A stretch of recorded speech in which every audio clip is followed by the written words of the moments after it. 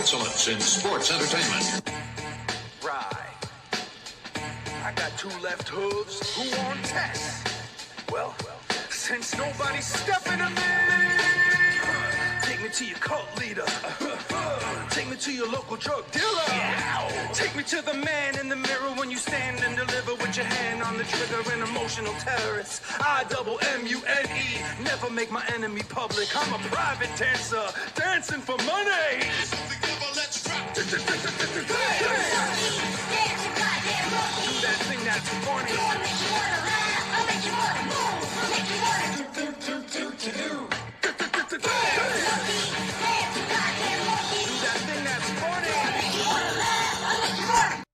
Move. Do. Welcome to SpotMonkey Radio. As always, I am your host, Tony, being joined by my wonderful co-host, Malik, and the producer of producers, the one and only, the lovely Dominique, or Fox.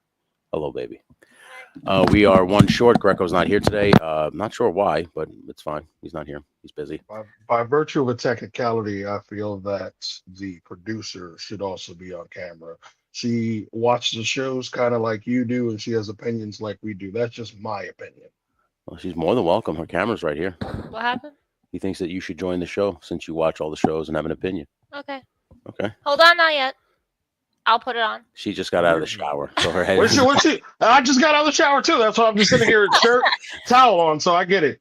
Yeah. Yeah, hold on. I will not stand up at any point in time. So, So a lot of stuff happened this past weekend. I didn't watch. First off, I didn't even know that there was two pay-per-views on at the same time. Apparently. so yeah, I was just like the NXT Battleground and AEW Double or Nothing.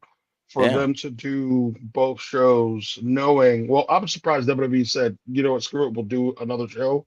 But, you know, they have these things where they're doing like 3 or 4 nights now, which is apparently the thing. And I feel like it's becoming a lot of shows where it's like, it's whether or not you want to see them. It could be hit or miss. That's very true. Very true. Did you watch Saturday night's main event? I mean, listen, we can bounce around, but like, because there was so much going on. So we'll start with Saturday night's main event. How'd you feel? So, Saturday night's main event, I felt was going to be better than Backlash. Oh, wow. Okay. I felt like they were trying their best to give you a premium live event, which I guess Saturday night's main event could be considered that. But but once upon a time, you only got probably about 4 of them in the year. Yeah, that wasn't that many. I don't understand why there's so many now. We got one in December, then we got one in January. Now we're getting another one. We just got one over this past weekend. Now we're getting another one in July, and that's pretty fast. Yeah, so that's when you look at it. Yeah. Do you think that WWE is kind of giving us too much content as of late? Yeah. I mean, Tony, you watch wrestling, but not to the extent of where you were as a teenager, right? I'm 100%. Yeah. Today, you're kind of just like, it's there. I'll watch it when I want to watch it. Very nitpicky. Yeah. Just pick and choose. Yeah. Me, there was a time where, most recently during the pandemic, where I was pretty much watching everything because there wasn't much of anything going on.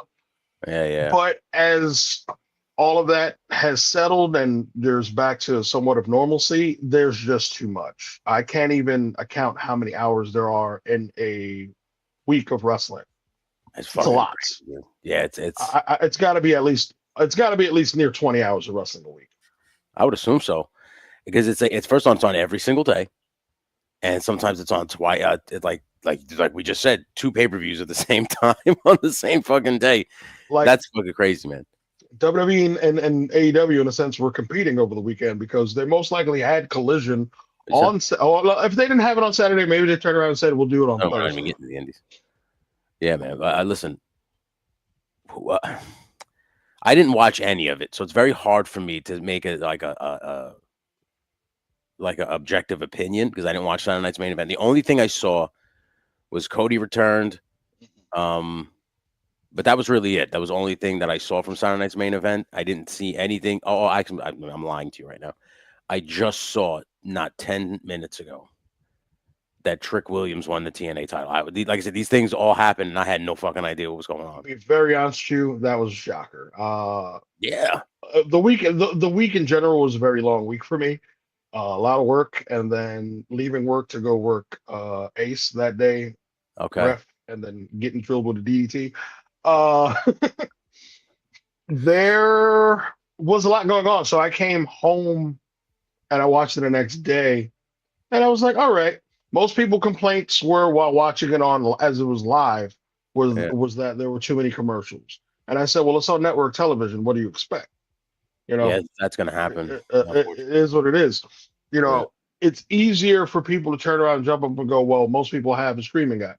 Some people just don't have regular cable TV in their homes. So it's easier to just watch the shows like that, which is why I think it's a smart way for WWE to capitalize on that. They could turn around and hopefully have these other shows in the future, like SmackDown and NXT on streaming apps, as opposed to needing to wait a whole month to watch that particular episode like they would do when it was on WWE Network. Yeah, that was annoying. The only other thing I saw for Saturday Night's Main Event, I read it, I didn't see it, was the addition of the Tsunami, Bronson Reed joining Seth Rollins and Braun Breaker's group. I think that's a good move. Yes, it's very interesting that he is become a bit of a moving part. You know, if he didn't get hurt, who's to say that he still wouldn't be with Solo's version of the Bloodline while not calling them the Bloodline? That's very true. So it's just interesting that he switched over. Yeah.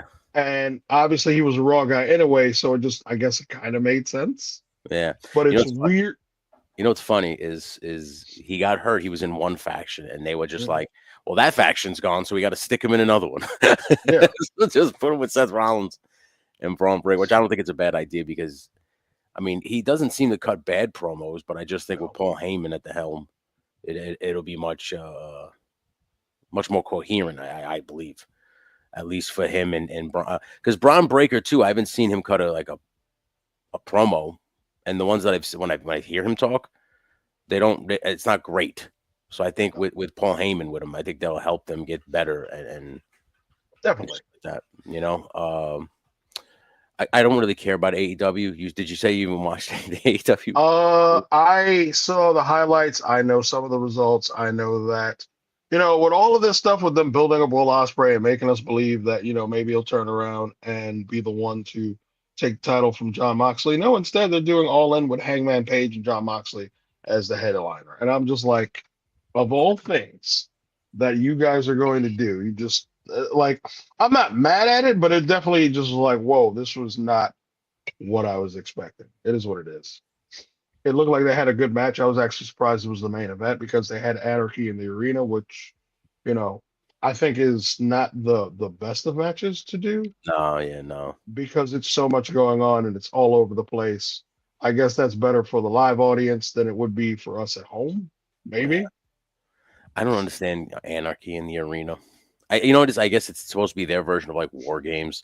It's supposed to be their gimmick. You know how every company, I've noticed this, every company comes up with their own original match. Like WCW had the Triple Cage, right? WWE has Hell in the Cell. TNA had the Ultimate X or Full Metal Mayhem, right? Some shit like that. And now this arena match, which is WCW also had War Games, obviously. Here's the funny thing: their version of War Games is Blood and Guts. So they have a War Games. Yes, this Anarchy in the Arena basically is. Remember when they did the Stadium Stampede where they were all fighting the 10-on-10 on the football field? Yeah. That's basically what that is, but just taken into the arena. So nobody's there. It's an empty arena. No. This time is with the fans in the arena now. So okay. And one of the things that they were doing was like they were playing. I think 2 years ago they were playing the final countdown for like, I don't know, 7 minutes straight. Wow. It was just something ridiculous. Wouldn't you have to pay Europe a lot of money for that? Oh yeah. Yeah, right. Because you're playing their song on loop. Oh yeah. So the big news that came out is Mercedes Moné obviously still hasn't been defeated. She is now the women's Owen Hart Cup Memorial winner, while Hangman Adam Page is the men's Memorial winner. Okay. And both of them get their world title shots at All In July. Everybody's going crazy because they got All In July, but on that same night is Saturday night's main event. That's funny. Which now I just realized I will never watch Saturday night's main event live, seeing as how there's so many commercials. I could just watch it. You can literally watch that show after it's done. No commercials. And no commercials will be there. Everything's already edited. Yeah, no, I wouldn't even watch it live then. They're basically encouraging you not to watch it live by doing that. They're basically saying if you don't really want to deal with the commercials, just wait the 3 hours when it's done, and you can just streamline right through it. It to me, it's like even Raw. Like there are times where like I would rather just wait because like when me and my wife go to the gym at 10 p.m. So like I do is I pause Raw here, and then I go to the gym with her. And when I start going on the treadmill and everything, and I click back on Raw, it'll pick up where I left off, but it cuts all the commercials out. Yeah. Well, so if there's a commercial break, it just jumps right back to like, so there's no, and I'm thinking to myself, like, I might as well just wait until 9 p.m. to turn on Raw, and then I can just streamline the process because it'll just skip all the commercial breaks and get me to where I need to be. That's why because I'm like, I will say this, the people who complain about the ads on Raw aren't wrong. There are a lot of ads on Raw. They're just not that long. They're not as long as everybody makes them out to be. But there's a lot of ads on Raw. So like I said, I feel like they're enticing you to not watch it live anymore. I feel like the amount of ads that they turn around and they bring you is the same amount of time that they would if it was a regular commercial break when they were on USA. Yeah. Also, this is the reason why I do not watch, because they have a replay of AEW on Max. The problem is it's never right where you need it to be. You have to go about typing it in the search. Okay. To find it. It's not like a section where you could just no. Oh no. wow. Okay. So like when I type it in, it'll give me obviously the AEW by seasons or the AEW pay-per-views, their reality shows that they either did for Brandy and Cody or the one that they had just for all the wrestlers. And then underneath all of that will have the actual AEW shows, but it will have all the commercials. And I'm like, man, if I wanted to fast forward, I would just go to my DVR and watch this. Yeah, that's fucking bullshit. You can't fast forward to it? You can fast forward through it, but it's still all the commercials are there. Yeah, that's fucking bullshit. So it won't be normal without the commercials edited until the following week when the new episode airs. Wow. Yeah. There's a slower process over there at HBO Max apparently, or AEW. Yeah. Jesus Christ. So before anybody thinks I'm going by some tribalism, some bullshit like that, that is definitely not the case. I just feel like they would pick up the pace so that way it would keep me interested in watching. Have I watched a full AEW show? I honestly could say probably it's been a month since I've seriously watched an episode. But bro, since we started this, okay, me and my wife sat down. We were like, all right, we're going to start watching AEW. Since that watch along with you and Greco, we have not watched a single episode since.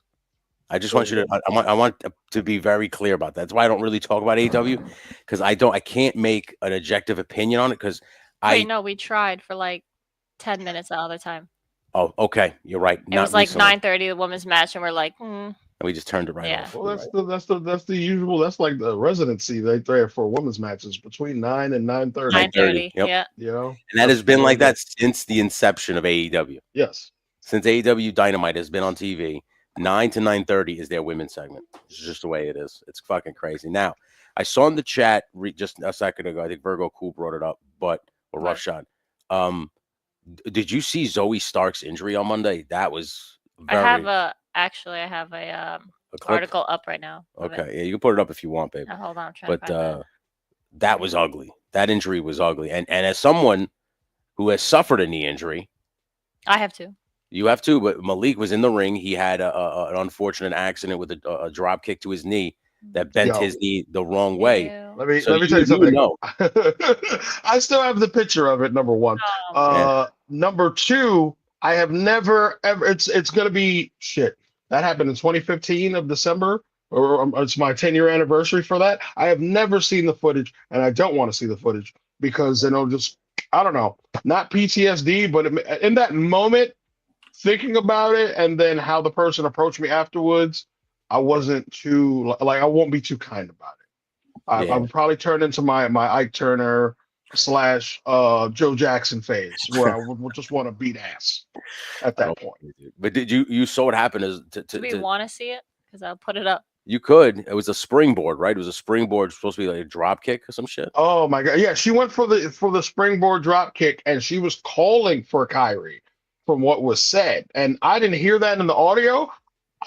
Because when I saw the clip, I was at work, and I just saw it, and I screamed. I was like, I can't do that again because they zoomed in on it, and you just see her leg, and I was like, yeah, she's done for the rest of the year. Man, dude, that was a scary moment right there. You don't listen. You don't want to see anybody get hurt, especially kind of like that. And she had just gotten back from a knee injury. They said, didn't they? Yeah, she. You know what the worst part about it is? It's not just the knee injury. Everybody was like, "Well, Kyrie got back. Shouldn't she have gotten pinned?" I was like, "Damn, she hurt her knee. Like, what? Yeah. What do we do?" Kyrie Sane was just too far away, and this chick went like way further. Did they have? I assume they had high hopes for this. Zoe Stark. Here it comes, babe. Close your eyes. It's about to happen right now. Well, she didn't get released. That's what I'm saying. She wasn't a part of the releases. Do you think this becomes like a thing now where she might get released on the next? Well, this is the thing. This is like maybe her second or third knee injury. Yeah. Look at this. Look at this. Like what? Oh my god! What happened? You can look now. It's done. Did you see like? You saw it bend. You just see it bent the wrong way. That shit is so ugly. Oh my god! And it sucks when anybody turns around and gets hurt. Period. Like it's just the absolute worst. I have to tip my cap to my beautiful wife, who said, because I was over here, fucking around on the computer, and she noticed it. She goes, "I think somebody's hurt," and I go, "Why?" Because they went up to the. She was there filming. Yeah, she was there filming the briefcases. Yeah. I was just like, "What?" And I turned around and look, and they're just shooting the briefcases as they talk. Yeah, and I'm like, I was like, "Yeah, somebody's obviously they got to be hiding something." They're not showing something for some reason. It's like mid-match, we don't need to see. Yeah, and then they cut to commercial break, and then when they came back from commercial break, they were like, Zoe Stark suffered a serious injury, so it's now just Rhea Ripley versus Kyrie Sane. And I was like, God damn! I was like, yeah, you're right. You called it. You saw it. Noticed it. So 5 surgeries later. I've had my knee bend the wrong way a couple of times. 5 surgeries later, I don't fall down from just standing up anymore. Jesus Christ, bud. Yeah. You guys watch it too closely. Look at this. You see her leg give out before the injury. I think she tried. Yeah. Well, listen. I'll say this. It's in every wrestler's DNA. When you get hurt, the first knee-jerk response is to see if you can continue. There is never no, I can't do this. As a dumbass who tried to get back into, well, the thing is, I was like, I can't get counted out like this. The match happened. So I rolled in, and I'm like, tag. And then I was just sitting on the apron trying to get up, and I was just like, yeah, no. Yeah. I've never suffered a catastrophic like injuries like that with dislocations or breaks, but I've suffered severe concussions, and you don't realize like your first knee-jerk response is, I'm fine, let's keep going. Mm-hmm. I don't want to fuck this up. Like you just said, I'm not getting counted out. It can't end this way.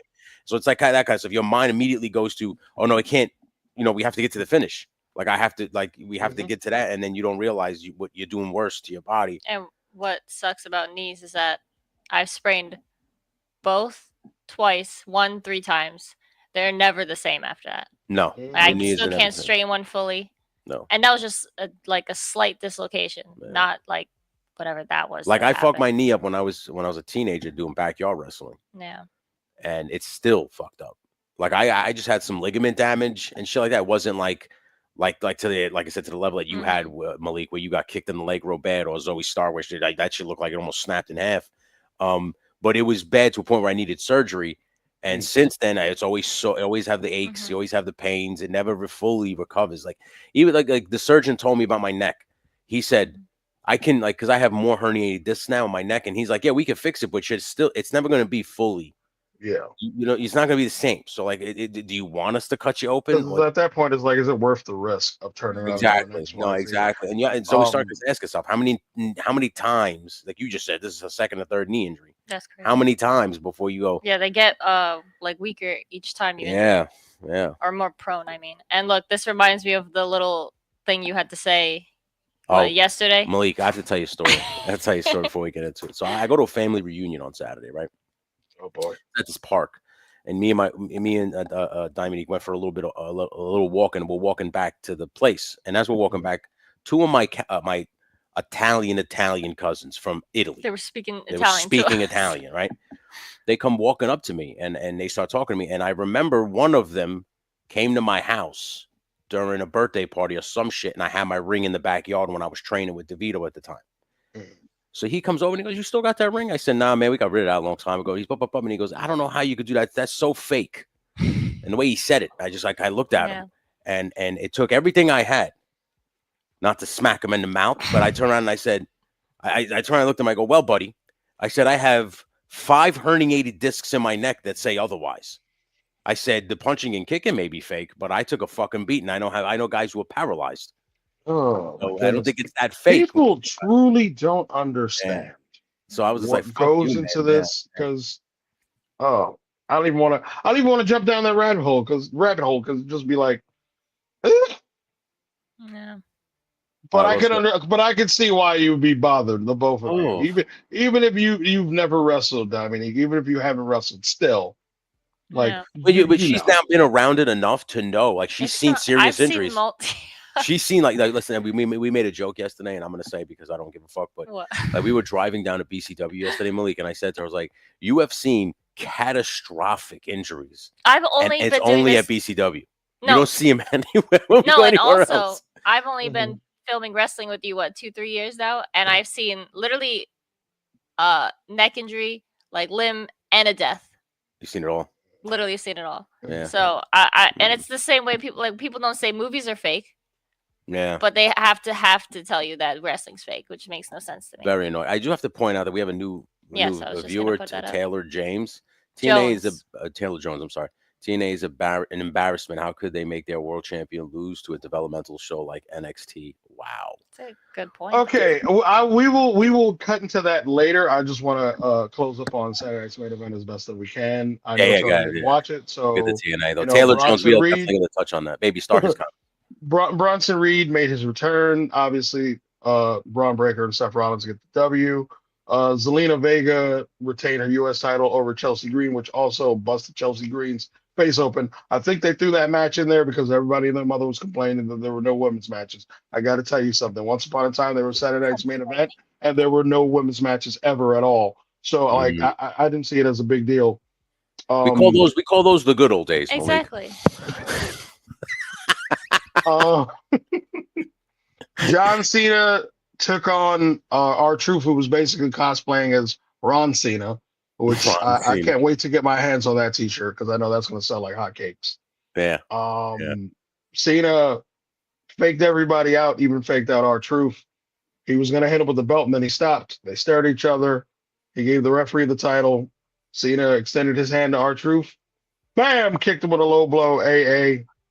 1, 2, 3. We're out of there. There was an interaction between WWE champion John Cena and World Heavyweight champion Jey Uso, where he said it would be a shame if a YouTuber took the World Heavyweight Championship from him, which later that goes into something. We had the steel cage match, which is basically the grand finale to a feud the way it's supposed to be.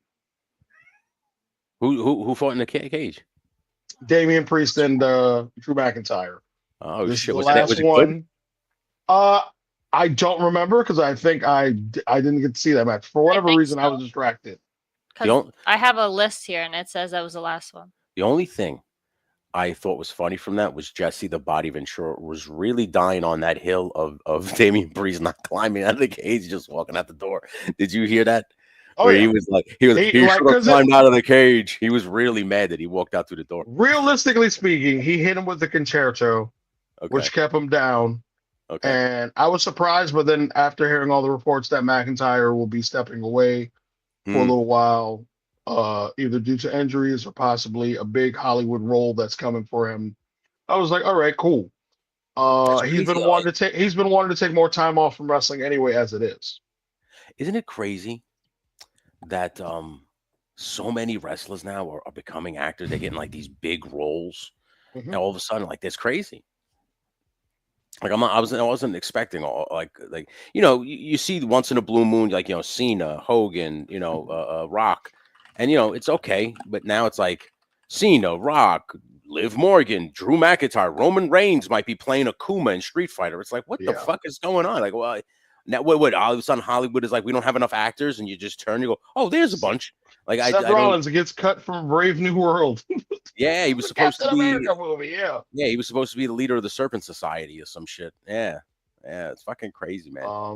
So You now, know, what else happened at Saturday Night's main event? and the main event, Okay, Jey man. Uso defended his World Heavyweight Championship up against Logan Paul. Paul. Cena interfered, pulled Yeah. the referee out, then put the beats to Jey Uso, which then came a returning Cody Rhodes, Oh, yeah, who that's right. saved So them, Rhodes, yeah. and Jey Uso got to retain his title. Now, the big matchup, which means neither world champions defending their title, is going to be Logan Paul and John Cena teamed up, which I didn't expect anybody to get. But if Cena wants to get more heat, who better to put himself with that guy, which all the fans hate for different reasons, I think, by the way.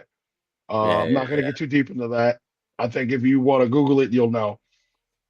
Up against Jey Uso and Cody Rhodes, which is very interesting. Well, but here's my thing. Like, I understand people don't want, like, oh, this bogus that they're fighting that the champions aren't defended, but the focal point of Money in the Bank should be Money in the Bank. Briefcase. Yeah. Yeah, it shouldn't be the title matches. So you have your championships, like champions on the show, which is good in a showcase tag team match. But the focal point should be the ladder match, because those are the two people, whether it's the woman or the man, that that they're putting the stock behind in the future. And when they ever put the briefcase on, whoever they put the briefcase on, it's usually an indication or like basically telling you these are the people that we are going to go with soon. We believe in them. So you need to start believing in them too. As how I always took Money in the Bank, and it goes all the way back to the first one with Edge, because Edge wasn't a world champion and he wins Money in the Bank. You're like, oh, they're going to start pushing this guy. This guy's going somewhere. There's a reason why they put a basically golden ticket in his hands. So that's why. Yeah, that's why I think it's a good idea to not showcase the championship matches, because you want the focal point to be the Money in the Bank match. I think people, I don't know, there was this one video that people are on the pretense of belief that maybe, and I know Pun shared it with me, is of John Cena with the title over his shoulder, and it was on a truck. It was like a painting of sorts. Okay. And LA Knight like reaching over him, and I was just like, that's just funny, because I'm like, this is year 3. LA Knight is in Money in the Bank, and I know everybody's probably going to be going for him to win, but it's like, we'll see. I wouldn't be surprised. I mean, I think he's earned it. Yeah, I could see LA Knight be. You know what? And you know what?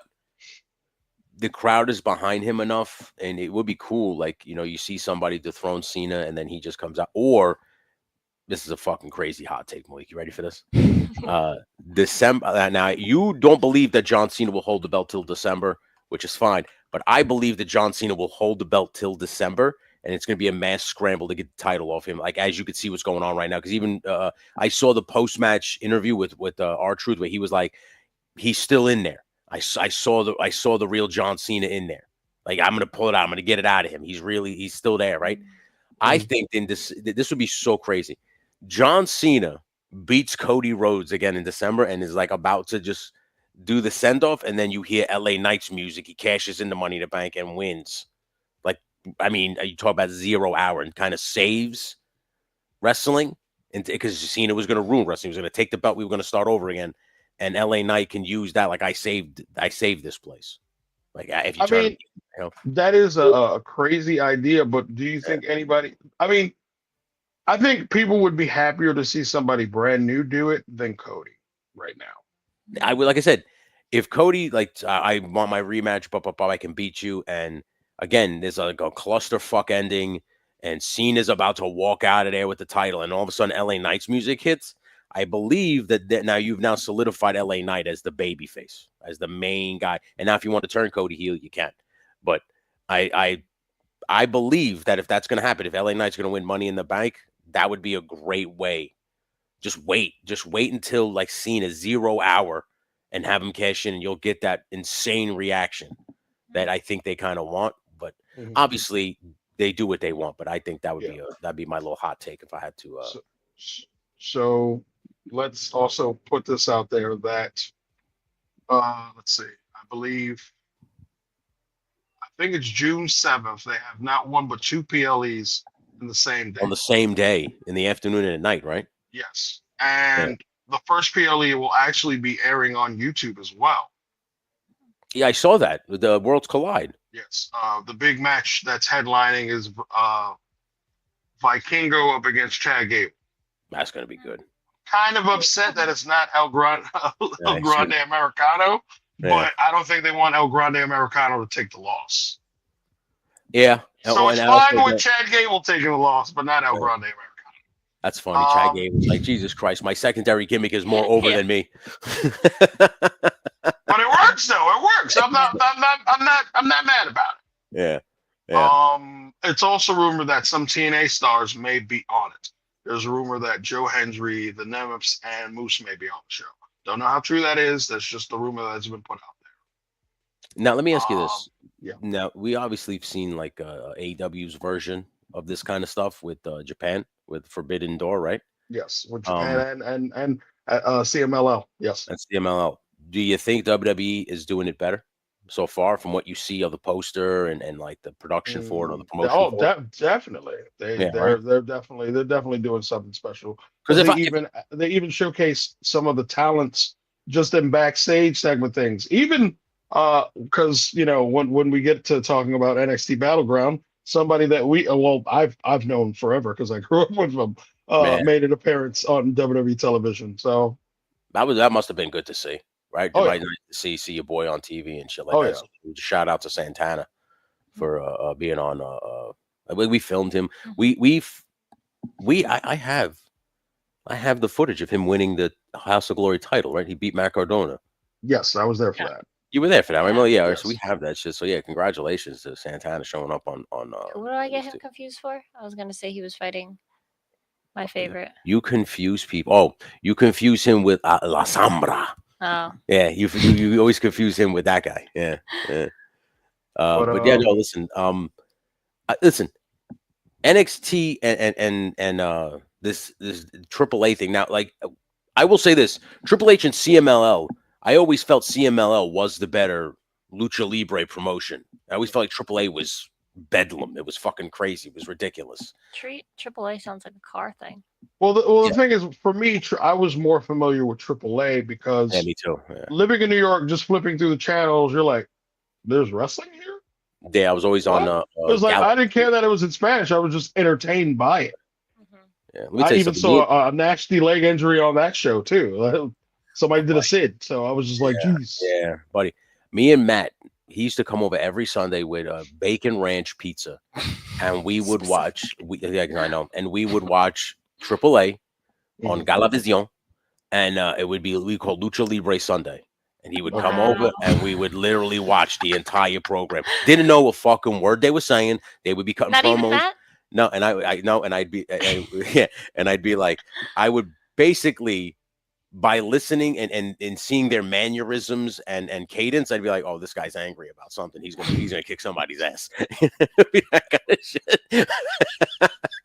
What's the channel it's on? Galavision. That was not Univision. No, it was on Galavision. Yes, I'm familiar with the channel Tony's talking about. Yeah. It was. We always watched that shit. Yeah, it was good times, man. Then they switched because then like AAA wasn't on there no more. And it was CMLL, and that's where I got to see a lot of CMLL wrestlers, and I was like, "Whoa, CMLL seems to be more of a structured wrestling company or structured wrestling match as a AAA, where you'll see a guy just take a steel chair and hit a guy in the nuts with it for no fucking reason. Like there's no reason, just swings the chair like a maniac." And I'm referring to Psycho Clown. But like obviously, then it's in the name, Psycho Clown. But it just you see some of the stuff that they did, it was just like to me, it reminded me more of like an ECW version of Lucha Libre. And when you watch CMLL, it was like a straight WWE style where it was like a very structured wrestling match. So I was shocked to see WWE buy AAA. I thought maybe they would want more stock in CMLL because that's where they pull. Like they got Andrade from CMLL. They got a lot of guys from CMLL, not AAA, although they might have worked on both. But CMLL seems to be the one they tend to go to more. I do have one thing that I'm questioning about it. Your champion, your main champion is Alberto El Patron or Del Rio to most fans. I'm wondering if they will showcase him at this show because he's not on the poster. So I'm very interested to see what will happen. Now I've read mixed things. Some say that he signed. Some say that they're going to release him. Like they don't want him a part of the thing. I don't know what's true or not. They have said that he is in their what section on the website? Damn it, I'm trying to remember. Alumni. Yeah, they're in the alumni section. So I was like, Yeah. I used to like Alberto Del Rio. I had no problem with him. He was a good heel. Yeah. I felt like he was just his personal life obviously got shown to the world, and that's where people are just, kind of had it with mixed thoughts about him, Yeah. Wait, what happened to him? He beat somebody, didn't he? Something like that. Yeah, something like that. He had some personal shit. Yeah, he did some crazy shit. But it is what it is. Listen, I don't get into that kind of stuff. It's his life, not mine. It's his exactly, life, exactly. I'm not saying I condone it. I'm just saying I'm here living my life. He's there living his. And that's that. Yeah. Some people can't control their anger. That's just the way it is, man. So let's get to TNA. Trick Williams dethroned Joe Hendry to become the TNA champion. Talk about something anybody did not see coming. Yeah. Because I'm sure, I mean, of all the NXT guys that could have dethroned him, I said this to you the last time we did SpotMonkey Radio. I don't see it with Trick Williams. I don't see it. You said it on air, off air. You are sticking to your guns. Yeah, I don't see it with this guy. It was already teased that Santana would have an interaction with Trick, and that started on a TNA episode. Yeah, but they stared at each other, right? I was like, ooh, what's gonna happen here? Man. The fact that he actually won the title is the shocking part. Yeah. What was more shocking and was history making is that the main event of a brand that is named NXT featured the TNA World Title as the main event. So it was a history making moment, and also a moment where people go, well, that don't make no sense. But I was just like, Miles Bourne up against Obafemi, which was a good match, even though I fell asleep on it. It was good. It was just, I was tired. It was a long week. You mean store brand Randy Orton? Correct. Randy Orton Jr. RC Cola, Randy Orton. I woke up and I see Trick has the title, and I was like, "There's no way this really happened." I was like, "No, it's a real thing." Before we went live, I take my usual morning constitution, and I was looking on the fucking phone, and I see the first image on my Facebook is Trick Williams with the TNA title, and I'm like, they put the belt on this guy. Everybody knows that when everybody saw Trick and Carmelo was the better in-ring worker between 100%. But Trick has the gift of gab, he has the charisma, he has the size. So they put him out there front and center. So I'm not surprised at the man's success. Yeah. Will he get better along the way for you to be like, I'll give him the seal of improvement and I give him the thumbs up? Only time will tell. Yeah. Maybe give it a few months, maybe you might change, or your mind will still remain the same. It's simple. If you evolve and you get better as time goes, like then I listen, I didn't like Drew McIntyre for a while, and then he kind of wore on me, and I'm like, yo, he's good. What the fuck are you talking about? And then like same with Bobby Lashley. Bobby Lashley was annoying. Then he got into the Hurt Business. He got with the right manager in MVP, the right situation in that Hurt Business, and now it's the Hurt Syndicate. Then you're like, he's not that bad. Once you set them up in a position where it makes you accentuate their positives and hide all the negatives. I call what I call like I see it. I'm like, yeah, you've gotten much better. The one I see on NXT, and I tell you this all the time that I love, is he talks like a superhero, and that's Obafemi. He talks like Black Panther, and I believe that is their star, and he needs to be their guy. I love that guy. I love Obafemi. I love the whole aesthetic. I love this dance shit that he does to the ring against the crowd. A little amped up to watch the match. He's crazy over. The funny thing is also, I'm thinking they would change the way the look is of the set. No, it's still the same way. The way, if you saw the way it looked on Saturday's main event, where they just had the aisle There's no big like set. It's still the same. So it's gonna be that way for tonight because they're doing Raw in Tampa. They're also doing, I think they're also doing NXT again in Tampa because it's a 4-night thing. So Yeah. why not? You know what though? If they keep that entrance that they kept from Saturday Night's Main Event, they should have done like an old school Raw. Remember those old school theme Raws that they always used to do? Yes. They should do I something think like they that. don't do them because the majority of the wrestlers are dead. I know, unfortunately, and the ones you bring back, Sadly, yeah. this young crowd just doesn't get. Let me ask you this, as an old timer: do you get annoyed like when you watch this shit and someone turns around and says something outlandish, like I don't know, like, I'm just using this as an example, like someone turns around and goes, "Oh, the Undertaker sucks. Why they bring in him? He's old." Like doesn't would that, When like, you say stupid shit like that, yeah, it just allows me to know that you are not wrestling educated at all. yeah. You're a fucktard, and you shouldn't be watching this. That's what I always say. Like, come on, dude. Well, like, no, that's the new crowd, the young crowd, isn't it? yeah. It's I just mean, like, exactly the young crowd. Yeah, you're right, Yeah. babe. Yeah. I will say in the locker room, one of the best conversations that took place was who was a better promo, Brett or Shawn. And I was like, I enjoyed Shawn Michaels promos, but Brett as a heel He was good. from his 97 Brett is probably my favorite version of Bret Hart ever. Yeah. Dude, when he when he basically calls Shawn gay. Remember those days? Yes. You're sitting there in the locker room with you. You're a fairy. You and your boy girl magazine. Remember, he used to really get the on him. things that you could not say today that would be deemed as offensive. Yeah. Even in a world where it's pretend, Yeah. you'd still be offended. But I'm like, people do this in everyday life. So it's just like, It's like comedy. once again, that's one of those things. That's another, but that's the thing. Comedians go and they say anything and people still get offended. And it's just like, you realize it's comedy, right? Yeah. It's a joke. It's supposed to make you feel uncomfortable. Mm-hmm. I don't get it. I just, sometimes you hear that stuff and you turn around, you look at somebody and it's like, you must be new to this because you're picking your new favorites or you're picking your favorites. You don't There's no know reason to diss the about old you don't know about the old guard, the ones Yeah. who paved the way for these people that you love so much. Like, listen, when I was young and I would watch wrestling with my dad, and he would bring up Chief J Strongbow and Bruno Sammartino, and I would look at him and go, "Those guys sucked." Like I'm an idiot. I don't realize that they paved the way for the Hitman, for Shawn Michaels, and for other guys that I was watching. But you see, there are certain guys from that era where I was just like, I still would not. First of all, I'm not picking them in the video game. That's number one. I will never 100%. pick Bruno Sammartino unless it's to get an achievement.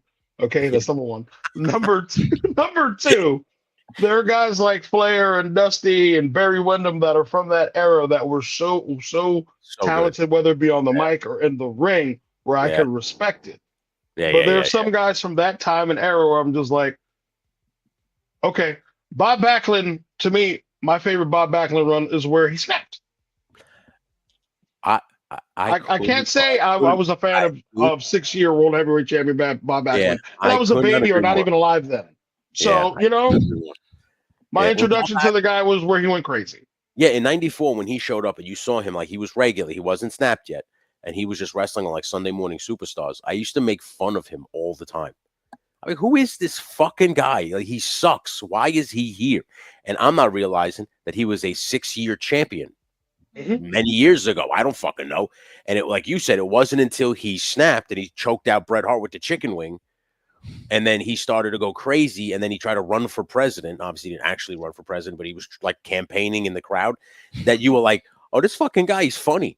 He's entertaining. Now you're watching. Now you catch it. Like, again, those old timers. Like, if you told me, like my father told me about Bruno Sammartino, and sometimes they play the old shit on TV on the network or whatever the fuck at the time when the network was around. And I tried, but it was like a cure for insomnia. I'm like, I can't watch this. They're rolling around on the floor for fucking 42 minutes. Like, what the fuck? I when they had the classic house shows and you just go through them to watch.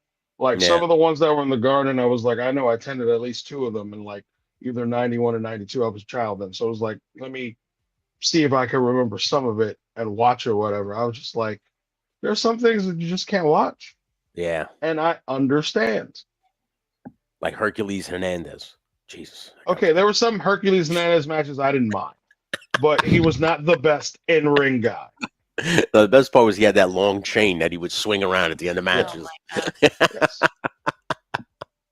Oh my goodness. Well, it was built for the audience back then, and modern audiences just Audiences, but like they loved the characters. Even back Mm. then, like if you were a crazy character, like George the Animal Steel would bite the fucking turnbuckle pad, and all the stuffing would come out, and the crowd would go nuts for that shit. Like he didn't. That wasn't a wrestling hold. He just ate the turnbuckle. You know, like it's just shit like that. They loved.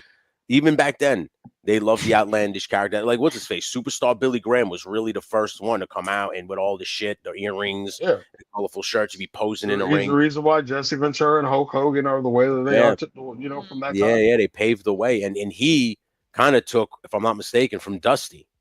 So, like, they were Yes. like all copying each other. Dusty Rhodes was, listen, when you look at Dusty Rhodes, and I mean this with all due respect, you don't see a pro wrestler. No. You see some fat dude like that should be fixing your fucking sink. His ass should be Or hanging out car. of his like that. That's Yeah. but he was so so charismatic that you didn't care about his body weight. You didn't give a fuck that he was overweight and out of shape. He was like, this guy's amazing. He's awesome. That's what I'm saying. Like Bruno Sammartino, he's a 7-year champion. It was boring. It wasn't good. Like I said, it was always about characters, and it'll always be about characters. Yeah, he was crazy over and sold out the Garden as many times as he possibly could. So, when someone says something crazy to me, we understand the people that paved the way, but like, if you're gonna talk to us about in-ring work about these people, you're just gonna be like, yeah, no, I don't see it. These, like I said, the new wrestling family, I just can't deal with. I just can't. They're so stupid. I mean, you hate to say it like that. You don't want to be a closed-minded guy. If there's one thing I wish right now is that Will Ospreay stayed out of if not the dirt sheets, but news reports. To say that there are certain talents, because we covered this last time when we were on the show. To say that the WWE, just like there are so many talents there's an AJ Styles, there's a Seth Rollins. There are guys that are there that can work and bring good matches. Sami Zayn, Kevin Owens when he's not hurt. Randy Orton still at this age. Chad Gable's another one. There are guys that can do things that he can do, and sometimes even better. Oh yeah, 100%. And here's the thing to me, like with that Will Ospreay comment, it's like WWE's mid-carders are entertaining. Like their opening guys are entertaining. Your AEW guys aren't. They're not. So you could. I mean, listen. I mean, you're repping. I understand you're repping your company. You want people to come watch you on AEW. You don't give a fuck about WWE. But speak truth. Like I like how MJF says it. MJF says you're stupid if you're not watching everything. You should be a student of the game. You should be watching everybody's wrestling. You shouldn't be talking shit about anybody because at some point you might be on that show. So you should be watching everything. Like that's the way it is. There's way too much. It's tough for me to catch everything, dude. It is. I don't blame you. We do not blame you. Yeah, Nico, it is insane how much wrestling is on television. But like I said, I can watch Raw, SmackDown. That is it.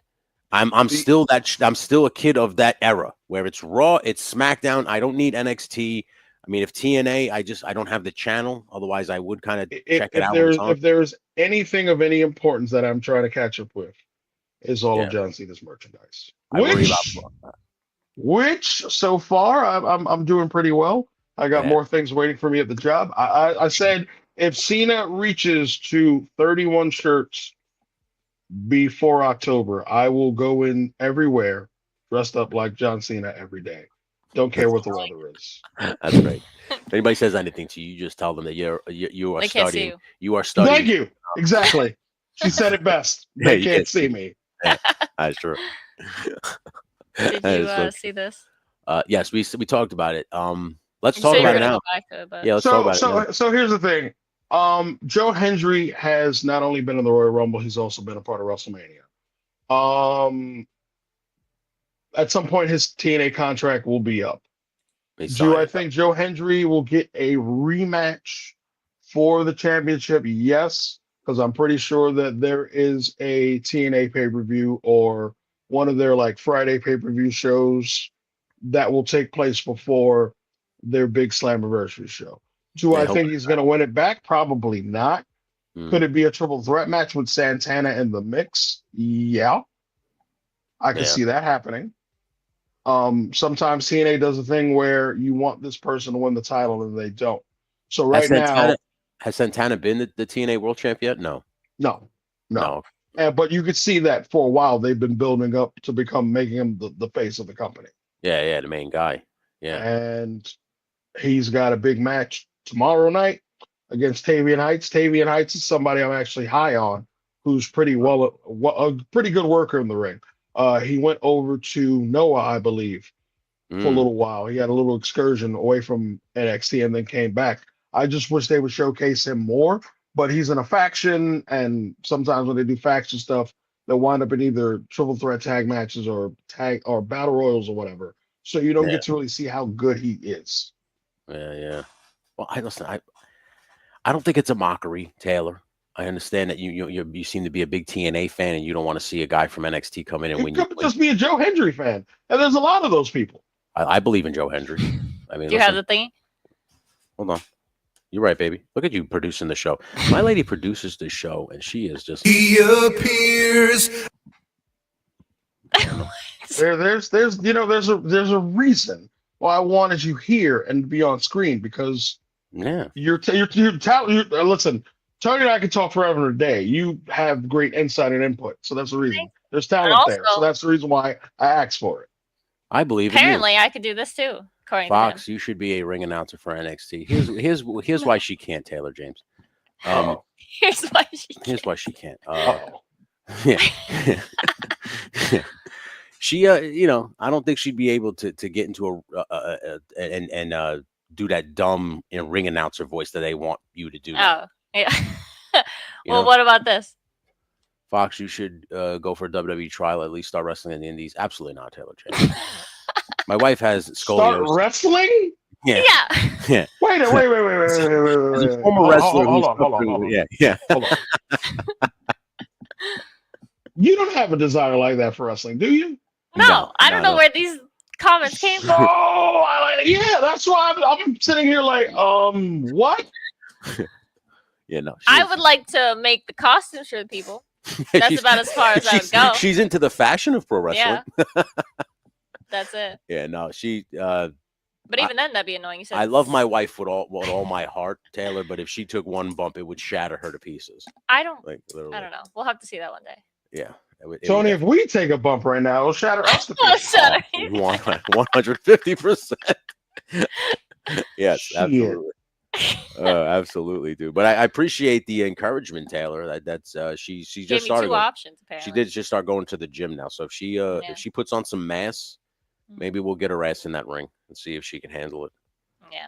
If I could be her manager, just walk around, right? I wouldn't have a character at all. I would just have outfits and song ideas. That's it. You would definitely need me to be a manager to do your mouth, to do your speaking. Oh, yeah. Because clearly you don't want to do it. No. So, fake my ass. Wrestling, specifically WWE, is a global phenomenon. No other sport has many fans. That's true. But who was it? Matt said he was watching like SmackDown in German.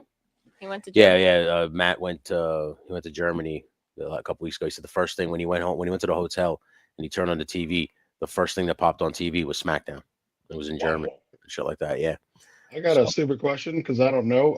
Did the Knicks win last night? It has nothing to do with wrestling. I'm scared. Yeah. They came back. They came back with a 20-point deficit. It's starting to make my theory start to make some sense. I said that I know you probably don't care about basketball, but I'm gonna have this conversation on air now and get out of the way. I said that the Knicks will probably wind up winning the next two. Then it's gonna be a case of back and forth, and then you get to the game 7 and probably be Knicks in 7. You hope so. There's storyline here, okay? See, I said this. That haunted them. That haunted them just like Reggie Miller when he did it. Yeah. And they couldn't recover for that series in the 90s. And when Tyrese Halliburton did that shit at game 1, I was like, but you know what? They now gave it back to them. So like in game 3, they were down. The Knicks were down by 20. They came back from behind to win the game. But you know what? Here's the thing. Even if the Knicks don't make it, the fact that the Knicks are in the Eastern Conference Finals, you got to like the Knicks have been, historically bad. 5 years. Yeah, historically bad. I mean, they have been a laughing stock of the NBA for a while. Like the Mets. Hey, okay. Oh, that was. Yeah. You see that? You see that? That was sick. You Woo! see that? She fired a shot right across. Wow, she knows how to get to you. That was sharp. I felt, ooh, Yeah. my side. Yeah, she fucking. Did you pierce me too? I'm bleeding. Like, yo, you didn't need to say that. Yeah, you fuck. You could have said the Nets. Like, but my goodness. She said the fuck, Jesus. But yes, I You know what it is? It's the colors. It's the colors. That's why. Yeah. But at least to see them now playing meaningful basketball in the summer months, it's nice to see. I always tell my wife this. I say, you don't understand, because she doesn't really watch sports. I said, when New York sports are good, when the teams are good, seems like New York is like firing all cylinders. When the sports teams are bad, and right now, I hate to say it, with the exception of the Mets and the Yankees, because the Yankees are in first place, the Mets are in second place. Dick. The rest of the Giants suck balls. The Jets, Jets are a laughing stock. They always have. The Giants suck. When it was my pops and Jones. We went to a Giants game in last December, and we were sitting like, I forgot how close we were. We were like damn near on the field, and I was just like, yeah, this is bad. When sports teams are bad, the tickets go down to like literally $5. You could just buy a $5. Yo, yes. Mm-hmm. That's why I was like, I was telling my lady, I was like, there's no way on earth I'm gonna get good seats like this for SummerSlam at this price. It just won't happen. Yeah. Which, too.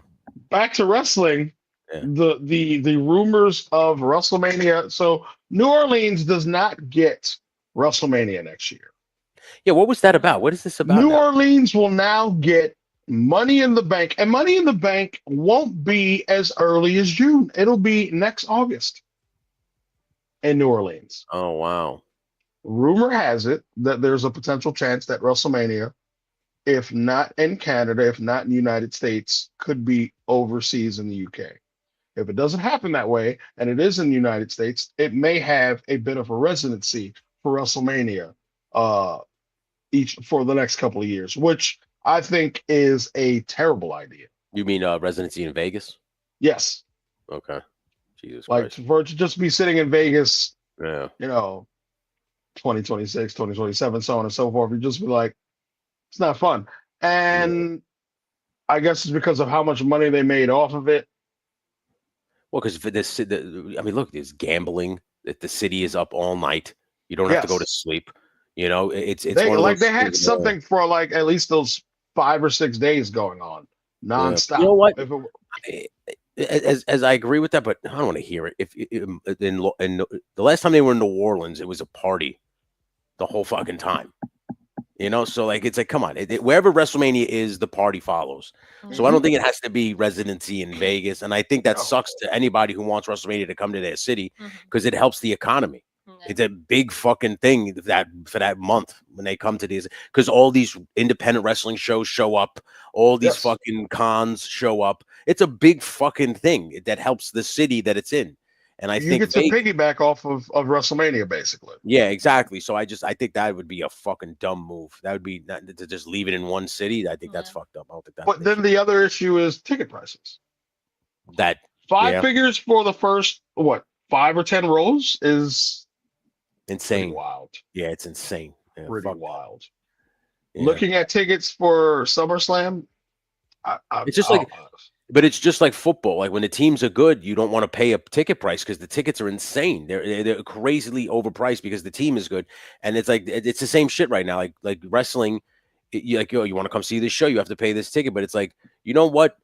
I'll just watch the shit at my house. I can order food. I can go to the bathroom and not have to wait on a line. Yeah. I can sit there and just watch it from a climate controlled fucking bedroom or a living room. I can invite who I want. I don't have to sit there next to some fat fucking slob who is telling me The Undertaker sucks. It's like I don't have to sit next to these retards. And I say that with all due respect, but I don't want to fucking sit next to these people. I can't. Dude, I'm pulling away Tony's respect, just so y'all know. I'm sorry. It's out of this world how expensive it is to sit there and be uncomfortable for fucking 7 hours. Definitely not to have been able to go to WrestleMania 17 or 18 shit. I think WrestleMania 19 front row seats were like $450. That's 2003. We're in 2025, where the seats are like 50,000 front row. Yeah, Like, 45. You just said it. Wait, what? A couple years ago, WrestleMania 17, 10 to 20 years ago, it was a $450 ticket to sit up Yeah. front. Now it's a $45,000 ticket to Are sit you up front. serious? Yes, Yeah, it's fucking yeah. ridiculous. I Yeah. thought you meant it was like 5,000, not No. 45. No. 45 45. Yeah. Yeah. That They're is trying $45 the way they're trying to market it is the same way they treat TKO treats UFC. They're trying to do the same thing with WWE, and that's just going to make fans want to reject wrestling.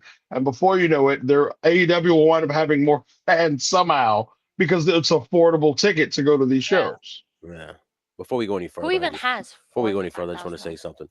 Zach, nobody skipped over you. Happy Memorial Day. We're just trying to stick with it. We started your comment, but I just wanted you to Happy Memorial Day, buddy. Yes. Listen, I would never spend that much money on a fucking ticket. I don't give a fuck who it is. I don't give a shit who it is. Like you could tell me that, oh, we've reincarnated the Macho Man Randy Savage. He is back from the dead. Prime Savage. I still wouldn't pay Savage. Yeah. Hey, Tony, you want to come see me? Yeah, come on down. All right. Yeah, I'm going to be in the ring one-on-one. Yeah. You know, it's No, like, like, everybody's gonna freak out. Yeah. All you got to do, all you got to do is take a mortgage out on your house. Yeah. Yeah, And then for you can real. come That's what you see got to me. do at that point. Yeah. fuck you, man. You're spending Fuck money that. on cars out here. Like, it's crazy. Yeah, absolutely not. I cannot. You and anybody who spends that. I mean, did you see the one sign at WrestleMania where the guy said, "I spent a small fortune to get No, here"? it was I financially ruined myself for this. Oh yeah, I financially favorite ruined sign. myself just to be here. Nothing was more ridiculous than seeing the guy sitting so high up and taking his phone and watching WrestleMania on Peacock while at WrestleMania. That's hysterical. All right, fuck you. Man. Fuck You know, then it's not a place you should be. Yeah. No, I said that to Greco when we went to WrestleMania in Dallas. Because at one point We were just watching. we're sitting there looking at Yeah. the giant screen. We're not watching the ring. We're not watching it happen live. We're Oh just my sitting there God. staring at the fucking TV. And I look over at Greco. I go, we could have just done this at the hotel. We could have just done this at the hotel. Like, we're watching it on the screen. Like, I spent all this And I money. know to come to that night it Texas. was a long night for you. It was the long. As soon as we I walked think it out was like there, a 6-hour show probably at that point. it definitely was. And when we walked out of there, It I was definitely so spent. Yeah. Like, I didn't want. And we went to Raw the next night. Oh my God. We went to Raw the next night. It was just ridiculous, man. It's so much wrestling on that weekend, and now they're doing it again with SummerSlam. Dude, check this out. We're at BCW yesterday, and they announce a show, July 31st on a Thursday at the Mecca Yeah. for his show because it's SummerSlam weekend, and everybody is apparently going to book the Mecca. And I say the Mecca loosely because I can't fucking stand when they call that building that. Oh, hold on, sorry. That whole week is going to be booked up with wrestling because SummerSlam is in Jersey. Let me tell you something. It's already weird when I'm not as heavily involved in any wrestling like I was literally a decade ago. Yeah. But when I randomly see, oh, the show date it's a Tuesday? What? It's a Thursday? What? Like, Okay. none of that is appealing to me at all. No, it doesn't one. register. Yeah. When they But said it, but these days, like for me, there are a lot of comedians that I want to see. So Okay. so this weekend there's Ali Sadiq, which is on a Saturday. I'm off on Saturday. So like, okay, if I want to jump up and get late tickets for that show, is doable. Comedian Godfrey, who I love to see, his shows will be on weekdays, and I'm like, motherfucker, I work. Yeah. But then now these days it's like because we're getting closer to summer, people don't care, so they turn around and go. Wrestling, it's more difficult. Wrestling, you have to make sure you're able to draw as far as the indie show. Mm-hmm. And I don't know anybody's numbers. It is what it is. So all you have to do is hope that shows push so hard that way people turn around and pop up. But Yeah, I think they're banking on the fact that there's going to be so many people in Jersey for SummerSlam weekend that they're just going to be, oh, look what this wrestling But show's why on. would they want to go? Oh, fuck, I'll just tell you. but my thing is, but that's the thing. if they show up, let's say, here's the thing. Access will probably pop up there on Thursday. Yeah. People are more than likely to turn around and go. If you don't go to SummerSlam, you're more than likely to go to Access for the sites to see what you can see and to see if, because I don't know if they do free autographs anymore at Access. I don't know if that's a thing because they used to. Yeah. So like all you're doing realistically is just looking at everything. And if you want to pay for somebody's autograph, good luck, because they also got Fanatics Fest. I read that for John Cena to take a photo with him is $310. To get things autographed by John Cena, it's basically $300. One of the lowest tickets I heard was for like Damian Priest, and that was like either 80 something or 90 something bucks. Yeah. Wow. So like, for photos and autographs, all these things, they're finding ways to make money, and more power to them. But like, I'm fine with just sitting where I'm at in the confines of my home or I don't friend's need to home. wait on a line to just have somebody sign a T-shirt. Yeah. Get the fuck out of here. I spend enough on your merchandise that I don't need to turn around and try. And I could literally say that. Bro, you literally have a John Cena shirt. They should move you to the front of the line for free. They should, I agree. Yeah, go ahead. You earned this one. I should just take all the shirts, turn into one big ass blanket, and be like, "What you mean? A big quilt, yeah. This is my payment. What do you mean?" Yeah. I have seen been a shirt since 2010. What do you mean? I have been a financial contributor to this website for decades. It's to the point now that I get when you order stuff, you get fan cash. There's to the point where they give me like $10 to $20 in fan cash when there are delays, and I'm like, oh, give me that because I've earned that. Yeah, damn right. God damn, they definitely got to give you a couple buybacks if the amount of fucking merchandise you bought from that company. I mean, Jesus Christ. Do you even want to? I mean, we touched on AEW a little bit, but I don't give a fuck about it. I have a lot of starred comments. All right, so let's get to the comments. Let's see what some of the people got to say. Thank you guys so much for hanging out with us this morning. We appreciate you. I worry about Bronson Reed's injury. His running looked bad. Is he fully healed? Is he 100%? I want to say he is because I don't think he would turn around and take that risk of doing a spot like that. That girls will wait the whole time and more, and you said guys will just won't come back even if they're not good yet. What I noticed, guys, when Triple H tore his quad, Kevin Nash said that Triple H was working like 5 months straight just to get his quads right and working hard, rehabbing twice a day. So there is that possibility. I wouldn't be surprised. So I said this to her, and I mean this again with all due respect, but women tend to wait out the whole thing. So if let's say a doctor says you got 6 months to a year, they'll wait the whole year to make sure they're here. Where a guy, they tend to be like, well, you got 6 months to a year, and in 6 months they're like, I'm ready to go, let's do this, and they go back either too early or shit like that because in their mind, I'm ready to go. Now I'm not saying some women don't do it, some women probably do it, but I'm just saying like what I've noticed from recent years is women tend, if they get hurt, they will wait the whole length of the grace. Are they rehabbing the same way? Yeah, they're rehabbing, but I don't know if they're rehabbing like he said. Triple H was going twice. Yeah, I don't think so. Like Triple H would wanted to condense the time. He did not. Because everybody was saying he wasn't going to be able to come back, and he proved them wrong. Yeah, you have to put this one comment up, the last one, babe. So this is a bold proclamation. AEW Double or Nothing was amazing. Eddie James. I can't co-sign on it because I didn't see it, and you know what I will do. Because I'm the dummy and I do this. I ordered it on pay-per-view. Sick bastard. I'm not home. Yeah, I know, very sick bastard. I'm not home. I'm at my lady's place. I will go home. Here's how I watch AEW now. I take at least an edible or 4, and or 4. I'm dead serious. Everybody tells me like maybe you shouldn't. I'll be like, shut your mouth. I'm a grown adult. I know what I'm doing. I will have more than one edible, and I will sit, and that's the best way. That's how I enjoyed the last one. If I'm being honest, that's so Eddie, sometimes the only way. I gotta ask this, Eddie. If you're still in the chat, what was amazing about it? But what did you like about it? What was your favorite match? If you say Anarchy in the Arena, I don't know you. No disrespect, but I'm gonna call you a liar because that match is just chaos. I've already seen 3 of them. See, listen, and again, I mean, so I want to like AEW, I really do. But when I've watched it, it's just chaos, like you just said. It's all over the place. They Things don't make sense. You said. Yeah, things They just don't do don't shit make with whoever sense. wins the belt. Okay, He says, y'all not AEW fans. I personally am not, Wait, Eddie. But I will get to Virgo Cool. But Malik watches it. He watches it regularly. He just buys the pay-per-views, as he just says. So he wants to enjoy it. But there's a lot of times it doesn't make any sense. We are former professional wrestlers, so we kind of see inside baseball a little bit. My DVR, I'm sorry to cut you off, Tony. My DVR, I knew he was going to say that match because that actually did look like a really good match. I might be able to halfway co-sign it. I just need to watch for myself. My DVR is filled with AEW pay-per-views since 2022.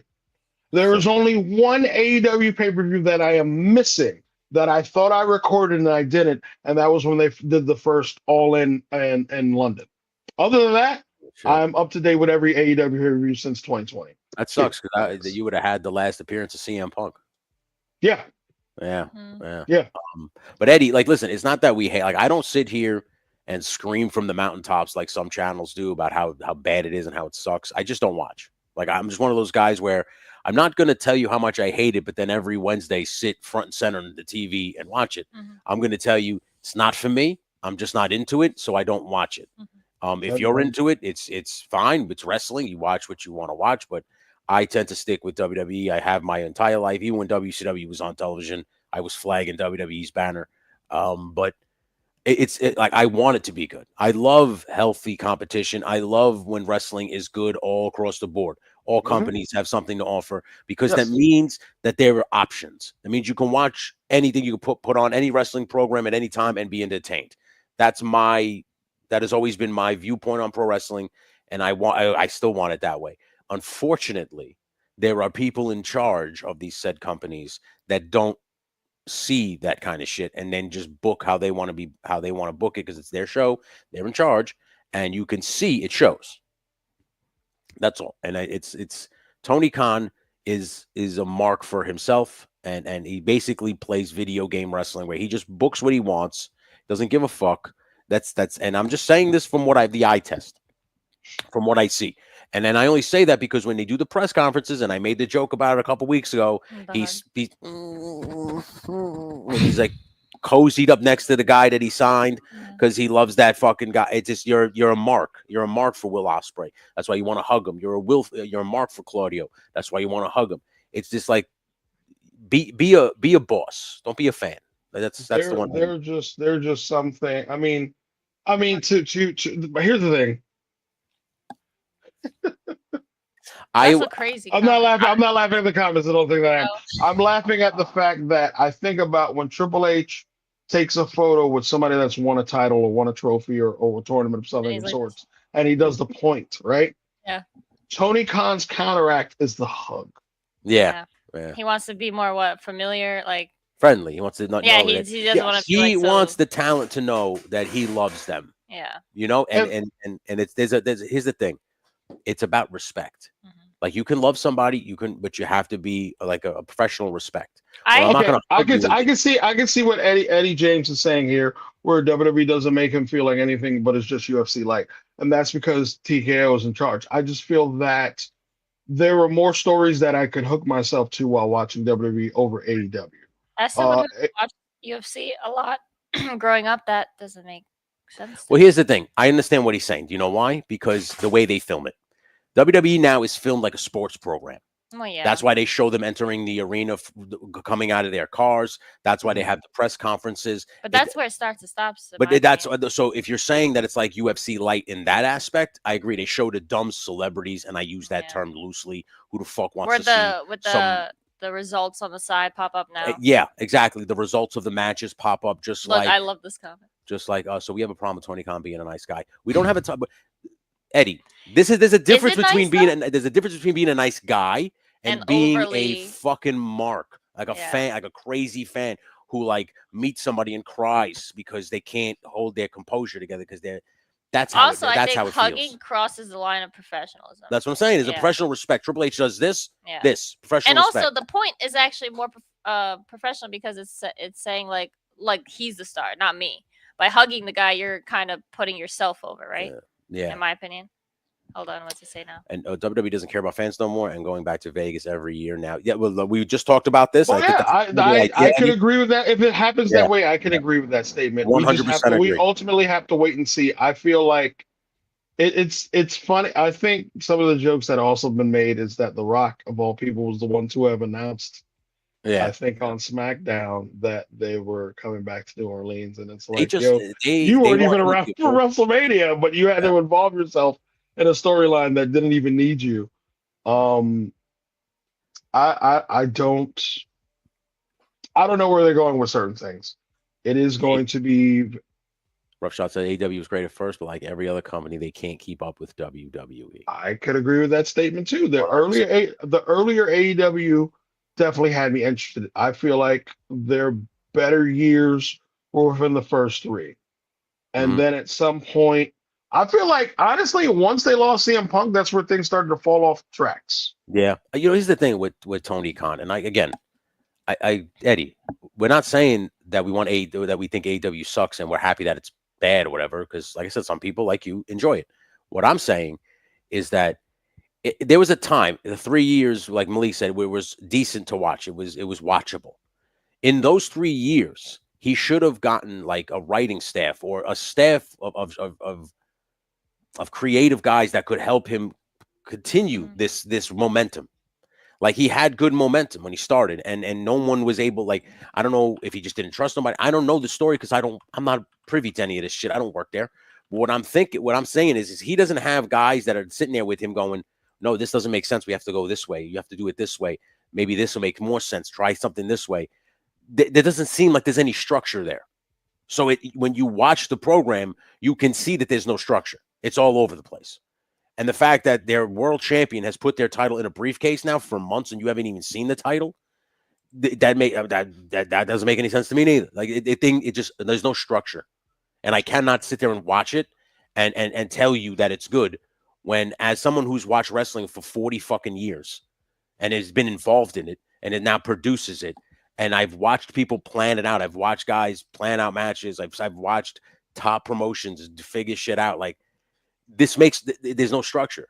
I'm wondering if Eddie is more of a fan of the wrestling matches over the stories. That could be it. Because I feel like that is where he is a bigger fan of that product. There's nothing wrong with that. There was a time where I would watch Ring of Honor, and it was purely because of the wrestling, because there wasn't much storyline because they didn't really have TV. So you're just watching from DVD to DVD to DVD at that time before they wound up getting television. So I could understand that aspect of it. But some of the stories, with the exception of the one story that I am enjoying when I do watch, would be MJF joining the Hurt Syndicate. That's the only story that's there. This Death Rider stuff hopefully goes away when he is dethroned of being the champion. The longer we continue to see it, it's not going to make me interested in watching the main event scene of AEW. The women's championship scene has been fun with Tony Storm, but now it's about to go to Mercedes Moné, contrary to what anybody thinks. She's going to be the first person to become the double champion of the women's division. I don't understand as to why at all. Go back to why is that necessary? Tony Khan does have a writing staff. Everybody agrees that the Death Riders are trash. Well, I'm glad we can agree on that. But if he does have a writing staff, Eddie, he needs to fire them because it's not good. The storylines go nowhere. There's like 100 people feuding with each other. Even Jeff Jarrett, he said that the shit he did with MJF made no sense. He said it on his own show. I heard that. He said it on his own show. But then you know, if okay, so you're saying the world champion is feuding with everybody, right? Did you just say that, or I'm just saying, like, because I'm about to say Jey Uso right now is kind of feuding with Gunther, Logan Paul, Seth Rollins and his crew, and even John Cena. So the stories are all over the place. I'm not talking about that. I'm talking about like one time I watched. There was Jeff Jarrett was going after the belt. MJF wanted to go after the belt. Edge was, and they were all like, it was like, what the fuck is going on? And he has the belt in a briefcase and he's nowhere to be found. Like it was just one of those things where it made no sense. Now, don't get me wrong. The shit with Jey Uso, and I told you this, I don't see Jey Uso having a lengthy title run because this shit eventually it's gonna get old. Eventually, this shit no one's gonna give a fuck about. So I don't know. I this is the thing. He's been doing it now very strong for nearly 2 years. Yeah. And He's finally on the mountaintop. Yeah, it's true. You're right, babe. You're right. There is people think that he'll probably be the one that gets cashed in on. I don't think he's the one who needs that. Mm-mm. I think the cash in needs to go to the other title this year. Yeah, because we already had it last year. Ruin wrestling. Yeah, so we already had it last year. That's the guy you go for if we're making logic for it to make sense. Seth Rollins become the heavyweight champion. They're gonna go through becoming a heavyweight champion again. Doesn't do much for me. So I'm curious to see if somebody brand new. I'm gonna go out on a crazy limb and say maybe they should make Logan Paul the heavyweight champion of Raw. I would want to see that. Yeah. That wouldn't be crazy. That wouldn't be out of the realm like that. I would be okay with that. Because imagine the heat he's going to get. Yeah. And the fans will be invested in seeing people chase him as their world champion. I grew up in the ruthless aggression era in 2005. That's why I enjoy AEW a little more than WWE. Okay. That's on that. Listen, you like the wrestling matches. You're into the matches themselves and the talent in the ring. Isn't that the one where the girls were like in the blood? No. What was it a couple days ago or a couple weeks ago, right? Where you guys were talking about like, was that AEW? Oh, you're talking about the match between Mariah May and Toni Storm. Yeah, that was too much. Yeah, that was for even seeing ECW's blood, even then it was too much. Yeah. But to see women do it, it's just even more crazy. Well, they were around in their periods. Oh, Jesus Christ! My good. What I was gonna act? Damn it! You almost made me forget what I was gonna ask Tony. Okay, so because I know we're about to come to a close. Out of all the title reigns that you've lived to have seen, you've seen Hulk Hogan be champion for 4 years. Mm-hmm. You have seen the reign of terror, as they called it, for Triple H, where he was champion for X amount of years. You have seen where John Cena was champion for a long time and wasn't losing on pay-per-view. And now we have Jon Moxley. Which one is your least favorite? Jon Moxley. 100% Jon Moxley. I'm okay with John Cena. I understand why they did it with John Cena. John Cena was that version's Hulk Hogan. Correct. And they did it with Hulk Hogan, so I understood it.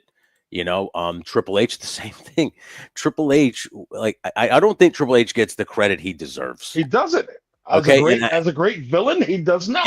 Yeah, and I think Triple H, you may call it the reign of terror, but at the time, I'm just quoting people. No, I know. People call it the reign of terror, but at the time, he was the best guy for the job. You liked watching him get his ass kicked. I missed one. Jeff Jarrett as the NWA World Champion because people hated that. Now that is kind of what it gives with Jon Moxley today, in a way. I could see that. Yeah, I agree with that. Yeah, but and here's the thing. My opinion of this might be biased because I was never a big Jon Moxley guy. I didn't like Dean Ambrose when he was Dean Ambrose. Well, I liked him as Dean Ambrose, and I liked him at the start of AEW as Jon Moxley. Yeah, Once he turned heel, I was no longer feeling it. I never really cared. When it came to the Shield, I was a fan of Roman Reigns from the beginning. I was one of the only people, and you'll know this, Malik. I was one of the only people who liked Roman Reigns when everybody hated him. I said, what the fuck you hate this guy? I wasn't crazy about him. I was definitely a Rollins guy from him being Tyler Black on the Indies.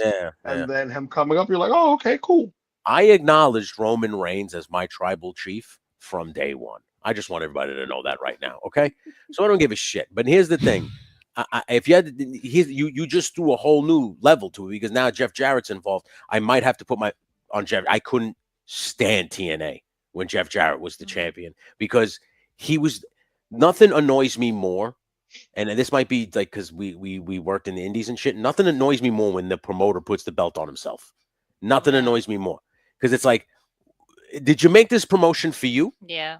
Or did you make it to make it? Like, what was it? Well, it's like the same way as a filmmaker making a movie so they can star in it.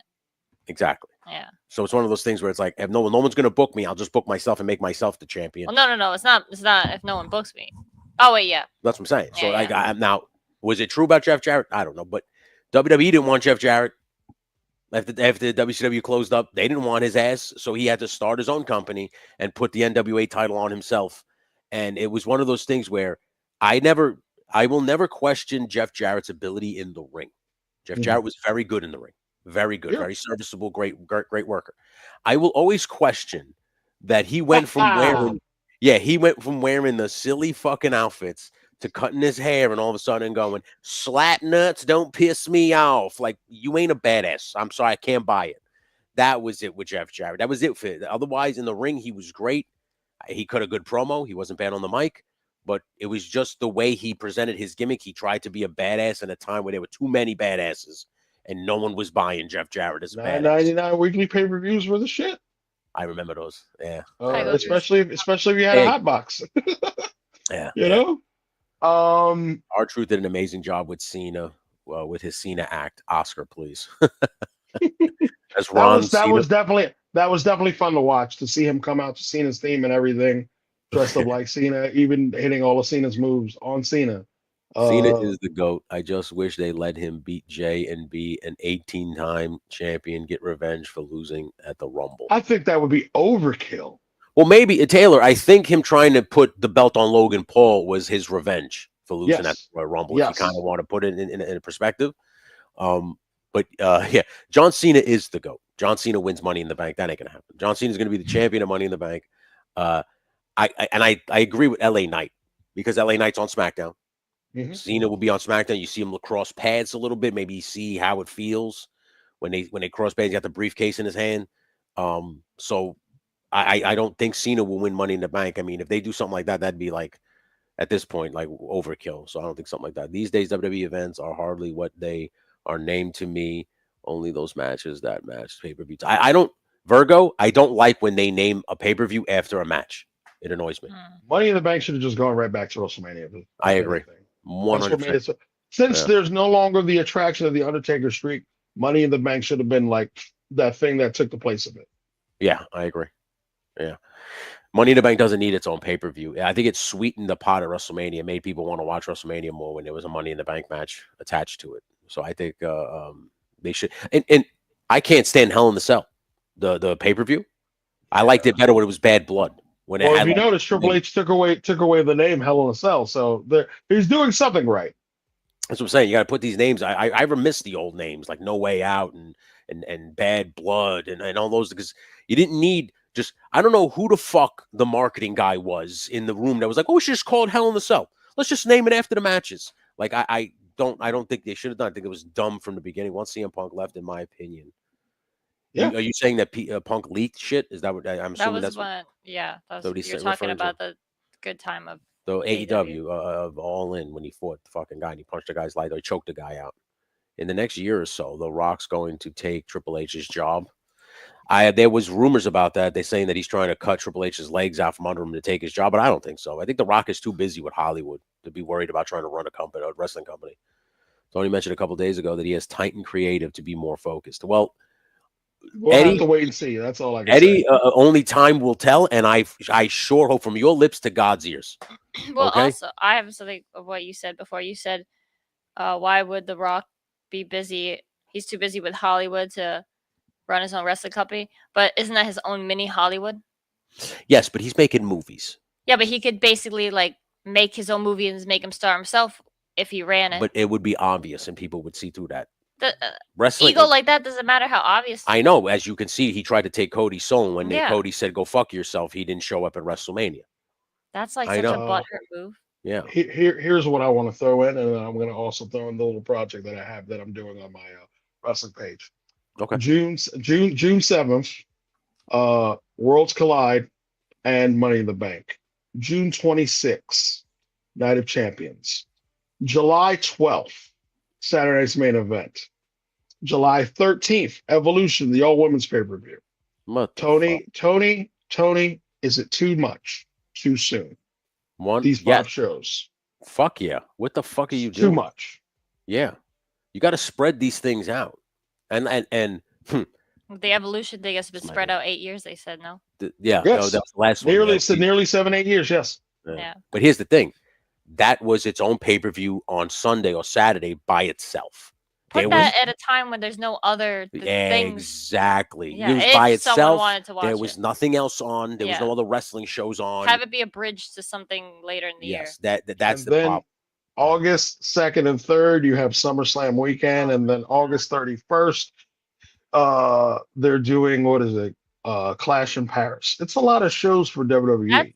Dangerous AEW because- nicknames their shows certain things like Beach Break and this and that for shows or whatever, but there's a lot of PLEs that I'm just like, this summer I will enjoy the summer and I will pick and choose when I want to. I will still do this podcast when everybody is available, but I will pick and choose what shows I really want to watch and what matches I really want to watch, because this is overkill now. Well, that's what I'm saying. It's like people are gonna what do they expect? Aren't people gonna get tired and like have plus with the $40,000 tickets, all these shows to watch? Aren't people gonna be like, I'm good? Yeah. Oh yeah. Yeah, they're gonna like. So they need to chill. And also, what's that phrase where like scarcity? They need to do that. Too much of something is never good. Exactly. So if you have too much of this, eventually it's going to become a problem where except for edibles. I totally agree. Can never have enough of those. No, not at all. Yeah, never have enough of those.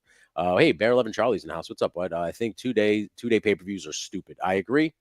But if you've been at WrestleMania for 8 hours like I have, it's a lot too.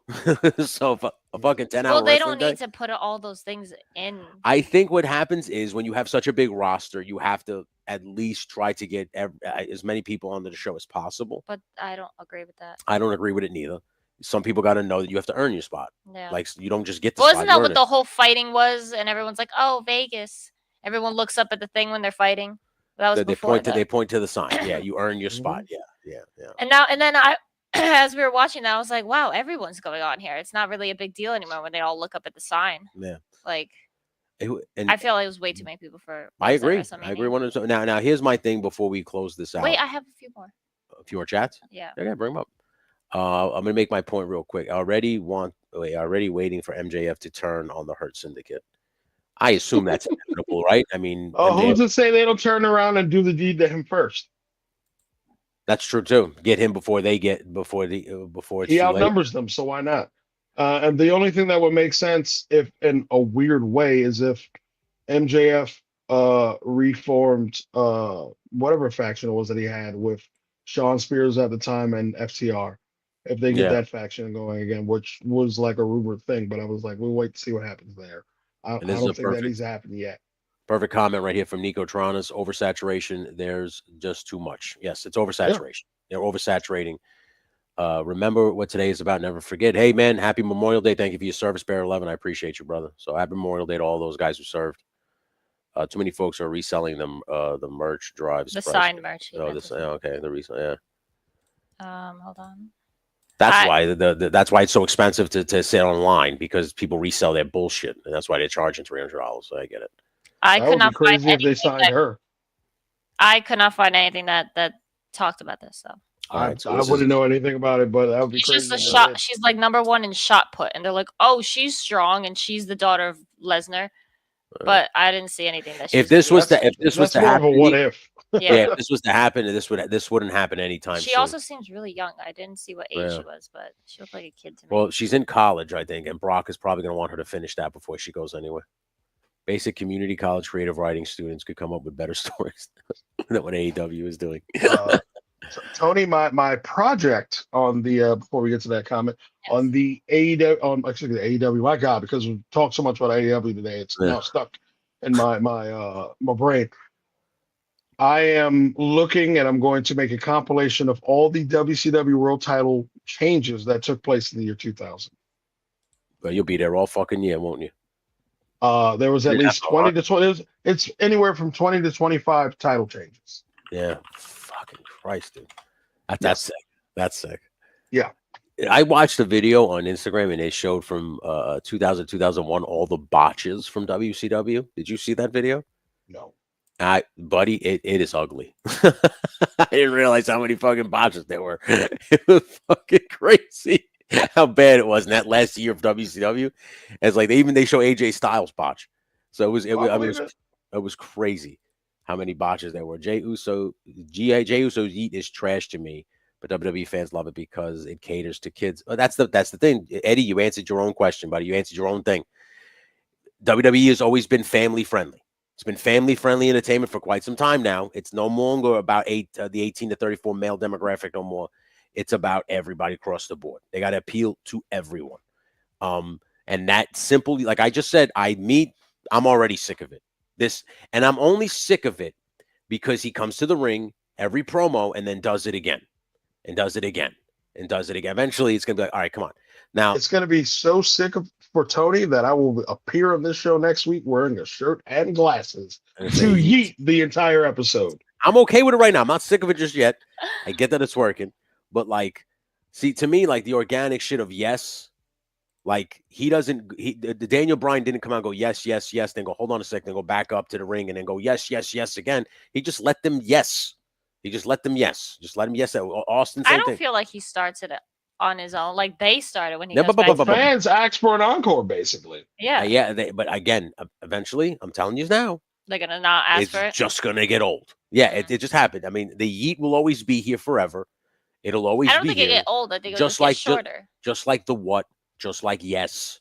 It'll always be here. It'll always be a part of the thing, but it'll eventually just kind of wear thin with people, where people will be like, all right, we're done with this. Like, it'll be like... The problem is when he's trying to be serious, the fans won't stop. So it's just like, you brought this on yourself, brother. Exactly. You set yourself up for a dead end here. So that's what I'm saying. Yeah, you got to be careful. But that would be cool if he had... Could hire Gail Kim to run his women's division and Scott D'Amore to run ROH. Now, that is a great comment, Eddie. That's not a bad idea. Not Scott a bad D'Amore idea. taking the lead as a talent, creative talent would be great. Yeah, because he did pretty well with TNA until they canned him. So 100%. Yeah, she's young still. WWE tends to wait until they're old enough to rent a car. 25. Yeah, well, that is the thing too. Like I said, Brock is probably going to be like, you're not going anywhere until you're done with college. Then you can maybe try to go over there. So I just think that, while it could be a true rumor, Nico, I just think it's not going to happen anytime soon. And if she comes in, would she be the new big thing with Brock's theme music? Like it would be like how Charlotte has the remix of Ric Flair's theme. She would get the same thing probably. Oh, 100%. I was gonna just close it with this. Oh, thank you, baby. Yeah, so we're gonna close it out with Happy Memorial Day to everybody. Listen, my father was a Vietnam veteran. I'm sure we all know somebody who has served. We know plenty of pro wrestlers who have served. I know plenty. Served. Yeah, so just like thank you guys for your service. We appreciate you. Like I said, never forget that there are people over there fighting for our freedoms, fighting for us to sit here and talk about pro wrestling in this kind of way. So thank you guys for real, man. It's we can't, like I said, I see my father every day and I see what it did to him with post-traumatic stress and all that other shit. And health, physical health. And his physical health, yeah, because he's a part of that whole Camp Lejeune thing. So thank you guys. So listen, it's been a great show, Malik. Fantastic show. Off the fly, just doing that. We didn't have. I didn't have any notes. No notes. Tony didn't watch many shows. I didn't watch anything. Yeah, I didn't watch anything this week. There's always something to talk about. The only thing I watched was Raw. And like I said, the main part of Raw where Zoe Stark got hurt, she watched and I didn't because I was over here fucking around. I'm sorry to cut you off, but as a fun rib, I think Dominique should be in the intro. That's just me. I'm ribbing somebody right now. I hope you're watching. I'll say this: she's here more than Greco. She's here more than. See, Greco. I wasn't gonna say all that. I wasn't gonna say all that. I was just saying. So I see the intro. I think the consensus is we need a new intro regardless. Yeah, I love that song. So we'll put you in the intro, is what you're saying, right? Okay, gotcha. You were saying, Tony. Sorry to cut you off. So if anybody's wondering why I haven't been watching wrestling, it's because of this steering wheel that's right in front of me. Malik, make yourself bigger or no? Malik, I've been playing this shit out of American Truck Simulator, and yeah, dude, I want to get my CDL license now. That's all. That's awesome. Never mind. Listen, do your thing. I know somebody who just got there, so more power to you. Yeah. I will say that my father told me this, and a friend told me this, that if you get your CDL license, you are never unemployed because they are always looking for truck drivers. True. So as long as you have that. My pops, who has it, literally, he just moved to Atlanta 2 weeks ago. As soon as he got in Atlanta, he already had a job like that. It's it. It's so. I was just like, what the fuck? I was like, maybe I'm going about this driving thing all wrong. dude, if you ever considered it, you would immediately get employment. My father said it's like a golden ticket. Like everybody always needs a truck driver. So legit. Yeah. So I got it just in the. I don't know what it was. I had for some reason had this hard on about getting a steering wheel. Like I wanted this thing. I wanted to play some racing games or whatever the fuck was. And then I saw American Truck Simulator, and I was like, "What the fuck is this thing?" And it's exactly what I just told you. You're just driving a semi truck, picking up trailers and taking it to said destination. That's all it is. And like I said, I was sitting here like this, and she's like, "Somebody got hurt," and I went, "Huh?" Like that was kind of like that kind of shit. Like so. I am going to put the steering wheel down this week and watch wrestling again. I will say that we're going to watch Raw tonight. He says that now. We're going to watch Raw tonight. We're going to watch SmackDown on Friday. And hell, we might even give AEW another chance since Eddie came in here and made such a hard pitch for it. Point for it, yeah. So maybe we'll give AEW another shot. Eddie, just so you know, we're not knocking you. I fully support all your comments you made here today. I support everybody who's left comments here today. Everybody's opinion matters. Yeah, I appreciate all you guys for coming in here and dropping. I usually put the banner that says if you have an opinion. Yeah, so I appreciate all you guys for stopping in and coming in. We'll be back at it next Monday, 10:30 a.m. Right here at False Finish Productions. If you haven't liked and subscribed yet, please do. We greatly appreciate it. If you want to be made into a virtual wrestling promotion. Okay. Look at you putting shit over. If you're interested, this is why she's here. Producer. Okay. Anybody who's in the chat, some guys are already a part of it, like Nico Tronis, Roughshod, Virgo Cool. They're part of the LSWA. Malik is a part of the LSWA. My wife is a part of the LSWA. Yeah. I have a wrestling promotion, a virtual wrestling promotion on WWE 2K25 called the Legend Series Wrestling Alliance. You have to go to my other channel, which is Legend Series, and you have to join my membership, and then I will put you on the roster. We will create you and put you on the roster, and you will join. Every Saturday or Sunday, I do live streams where everybody fights each other. And then if you're a member, you get storyline-based content where I do Monday Night Raw and WCW Monday Nitro, and I put you on respective brands. Nico has his wife, Recur. Exactly. Nico Tronis came in. Now he is your reigning and defending Intercontinental Champion. Beat Kurt Angle. Yeah, beat Kurt Angle to become the champion. And then had a special request to bring in his girlfriend, Stephanie Vicker, which I did. And now she, manages him, walks him down to the ring. So, and he started a chain reaction, by the way, because now everybody's messaging me and going, "Hey man, they want their own manager. Can you put me with Liv Morgan? Oh my God. Can you put me with Julia? Can you put me with this one?" And I'm like, Jesus Christ, guys. I was like, we're not going to start this. You know what would have been great is if, like, all right, the person that they're requesting, say two people request the same person. Oh, that happened. Right? You put them one-on-one, and that person that they're requesting is the referee. Mm. I mean, that'd be pretty sick. That's good. And then you just see them turn on one of them, and boom. Once you told out the idea, I was just like, Yeah. Nico, you are the trendsetter, brother. Wait, do you remember? Do you remember BJ and the Bear TV show? I think so. Yeah, it's old, right? I mean, I've never heard of it. Yeah, I remember. I think I vaguely remember it. I know lots of things for BJ, but not Babe. Sorry. Jesus, she's a dirty girl. You know what? I don't think that's that kind of show. But I don't think so. Well, the BJ and the Bear, both bears. Also, oh, see, I don't even know where this is going now. Hey, where are you taking this program? Ladies? No, bears mean Malik doesn't do the interspecies erotica. I'm just saying. Oh, it's a trucking TV show. Yeah, trucking TV That's show. not at all what I was thinking. Yeah, I think my father watched it. My father watches a show called Highway Through Hell. Yeah, that's cool. Which is basically like a when the trucks crash in Alaska. So when you're watching Ice Road Truckers, they don't show the part where they fucking flip the trailer. This TV show does. And it's about the pickup, the tow trucks that go and pull the trucks out of the shit when they crash and stuff like that. He fucking loves that show. He has it on TV all the fucking time. But that being said, we'll be back. Like I said, we'll be back at it next Monday, 10:30 a.m. on your radio dial or your YouTube dial.